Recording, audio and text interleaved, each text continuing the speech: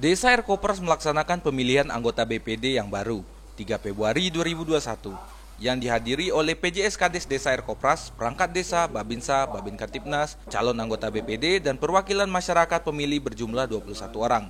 Pemilihan diwakili oleh 21 orang yang terdiri dari tokoh adat, tokoh masyarakat, dan tokoh perempuan.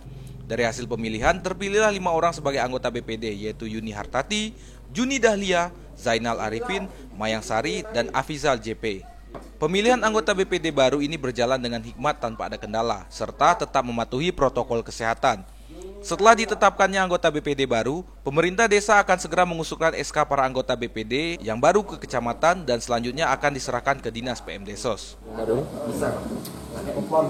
Untuk masukan BPD yang terbaru ini, segeralah kita melakukan BPDes untuk 2021, membahas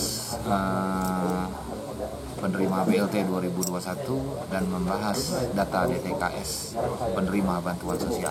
Kami harapkan adanya sinergisitas dengan adanya BPD baru ini bermitra dengan kepala desa sehingga akan ada pembaruan atau kerjasama yang lebih baik lagi untuk yang 2021 sampai 2026 ini.